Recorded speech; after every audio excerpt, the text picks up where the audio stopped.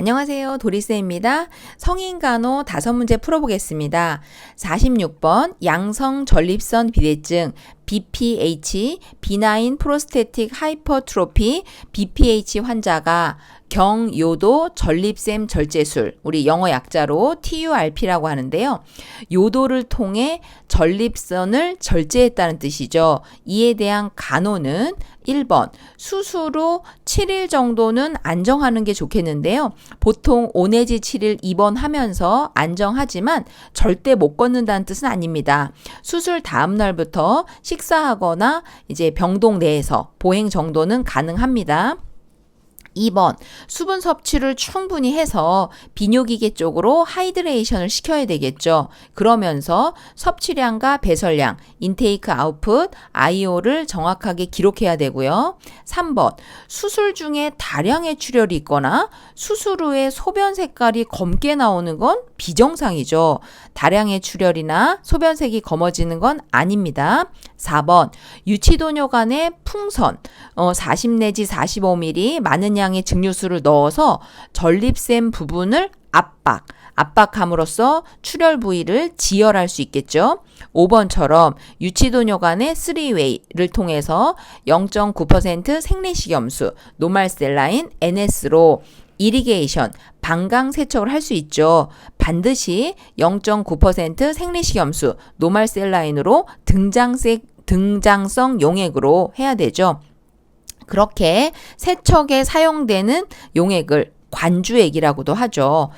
틀린 말은 3번인데요. 조금 더 보충하자면 위에 전립선 비대증 수술은 하반신 마취로도 충분하겠습니다. 전신 마취 아니고요. 흉터가 크게 없고 회복도 4 내지 6주 정도에 되지만 완전히 제거되는 건 아니랍니다. 수술 후에 관략근 운동이 필요한데요. 전립선 수술 후에 정액이 요도를 통해 배출되는 게 거꾸로 방향으로 되는 경우가 있답니다. 거꾸로 방향으로 사정이 된다고 해서 큰 문제는 없지만 관략근 운동을 통해서 개선할 수 있습니다. 또 힘주는 걸 예방하기 위해서 배변 완화제를 투여하고 혈뇨가 나온다면 좀 쉬면서 수분 섭취를 충분히 해서 잘 관찰해야겠죠. 1달 정도는 성관계를 피하는 게 좋겠고 수술 후 1, 2주 정도면 전립선 비대증으로 인한 증상, 즉 배뇨곤란이었겠죠. 전립선 비대증으로 인한 배뇨곤란 증상이 수술 후 1, 2주 정도면 개선된답니다. 왼쪽 아래쪽에 보면 그림, 정상적인 전립선의 모습과 비대, 커져서 요도와 방광을 압박한 그림 보실 수 있습니다. 48번, 파킨슨병은 그림에 보다시피 중뇌의 흑질세포에서 분비되는 신경 전달물질 도파민이 부족함으로써 떨리는 증상, 진전이라고도 하죠. 진전, 떨림, 트레머 증상이 있고요. 행동이 느려지는 서동, 근육이 뻣뻣해지는 경직, 강직 등의 증상과 함께 몸이 앞으로 기울면서 자세가 불안정해지니까 보행이 어렵고 또 그로 인한 낙상 사고가 우려되는 병입니다. 장운동 또한 느려지기 때문에 1번, 수분과 섬유질 섭취를 충분히 해서 변비를 예방해야 되고요. 2번, 보행 훈련 시에 이분들이 평소에 발을 질질 끌면서 걷다가 낙상의 위험이 있기 때문에 ROM, 관절 운동을 격려해서 발을 높이 드는 훈련을 해야 됩니다. 끈이나 지퍼가 있는 신발 옷은 관절 운동이 또 근육 운동이 온전치 못하기 때문에 불편하고요. 벗고 신기 편한 의복이나 신을 준비해야 됩니다. 4번, 가능한 일상생활을 독립적으로 수행하는 게 간호 목표가 될 텐데요. 사실은 4번 지문은 파킨슨병뿐이 아니라 모든 환자를 간호할 때 간호의 기본적인 원칙이자 목표이겠습니다. 5번, 낙상 예방을 위해 움직임을 연습을 많이 해야겠죠. 스트레칭, 또 관절 운동, ROM 운동을 통해 관절을 조금이라도 유연하게 움직일 수 있게 훈련해야 합니다. 50번, 혈액투석. 신장이 거의 기능을 못할 때 신대체요법으로 신장 이식을 받거나 투석, 복막투석 또는 혈액투석을 선택하게 되는데요. 왼쪽 위에 그림을 보면 혈액투석 기계를 통해 투석받고 있는 환자의 모습이고요. 오른쪽 그림은 전박 내측에 아랫팔 안쪽에 동맥과 정맥을 연결하는 동정맥루 혹은 동정맥 새끼를 만들어 놓은 그림입니다. 옳지 않은 것은 1번입니다. 투석 자체가 굉장히 침습적인 시술이기 때문에 감염의 위험이 높아서 투석 전후로는 침습적인 시술이나 수술은 피하는 게 좋겠고, 2번처럼 투석 전후에 바이탈 사인이나 체중 측정을 꼭 해야 되는데요. 특별히 체중은 체내 적정 수분량을 유지하기 위해 투석 전후로 확인해야 됩니다. 3번, 투석으로 인한 부작용, 저혈압이 발생할 수 있겠죠. 많은 양의 혈액을 빼서 투석 기계에 돌려서 다시 환자 몸 안으로 넣어주는 과정이다 보니 혈압이 순간 확 떨어질 수가 있어요. 그럴 경우에 생리식염수, 등장성 용액을 정맥으로 주입할 수 있겠죠. 4번, 뇌 부종이 갑자기 발생할 수 있을 때는 혈류 속도를 늦춰야겠죠. 기계가 속도를 조정할 수 있기 때문에 뇌 부종이 염려된다면 혈류 속도를 느리게 할 수 있습니다. 5번, 감염의 위험이 높은 시술이기 때문에 무균술, 에이셉틱 테크닉을 꼭 지켜야겠죠. 왼쪽 팔에 주로 시술하는데요. 전박에 만드는 동정맥루, 동정맥 새끼는 이제 굉장히 크게 이렇게 외부로 튀어나와 있기 때문에 잘 다치지 않도록 보호해야 되고, 개존 여부를 하루에 한두 번 꼭 확인해야 됩니다. 촉지해서 진동감, 뜨리리, 찌릿찌릿한 느낌이 느껴져야 정상이지, 느껴지지 않는다면 막혔을 가능성이 높습니다. 병원 방문해야 되고요. 개존 여부를 매일 한두 번 촉지해서 확인한다.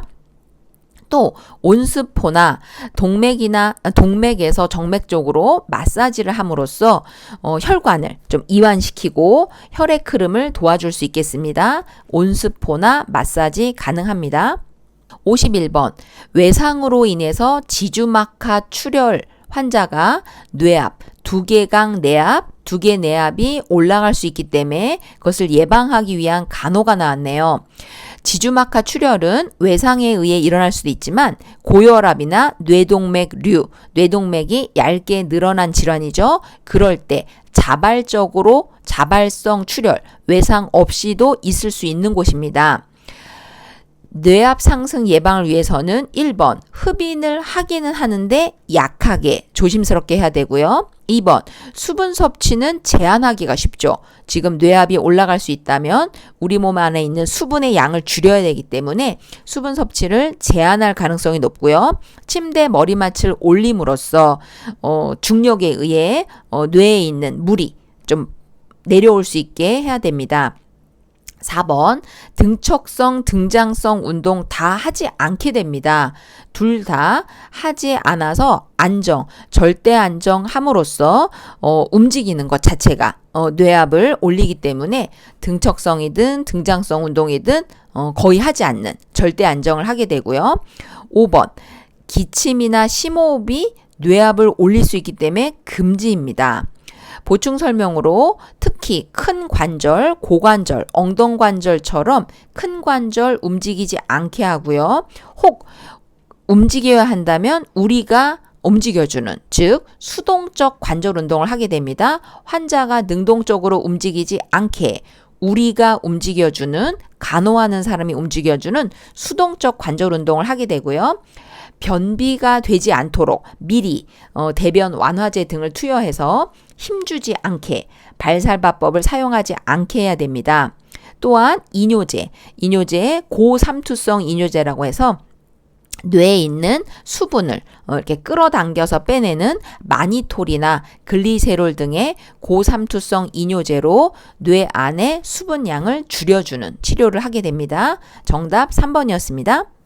52번 요추 간판 수술이라고 했는데요. 우리가 흔히 디스크 질환이라고 하는 게 HIVD, 추간판 탈출증이죠. 척추 사이 원반, 연골로 되어 있는 그 디스크가 삐져나와서 그 안에 들어있는 척수, 그리고 척수에서 뻗어나온 척수신경까지 영향을 받아서 허리도 아프고 대퇴까지 뻗치듯이 아플 수 있죠. 물론 목 디스크인 경우에는 목의 통증과 손가락 끝까지 뻗치듯이 아픈 통증이 있겠습니다.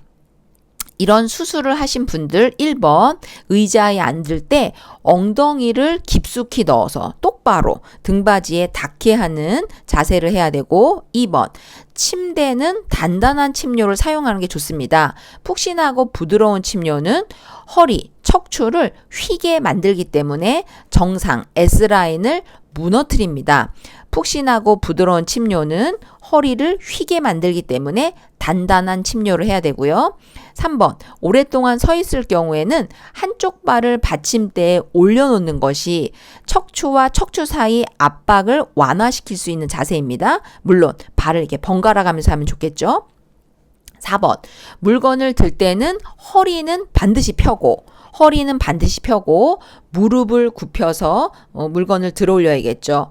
사실 3번이나 4번에 나와 있는 지문은 우리에게도, 즉 디스크 환자가 아닌 사람에게도 권장되는 내용입니다. 5번 허리 근육을 강화시켜서 척추뼈의 부담을 완화시키기 위해서 걷기 운동이나 수영을 컨디션에 맞게 해야 되겠습니다. 예, 다음에 또 만나 뵙겠습니다. 감사합니다.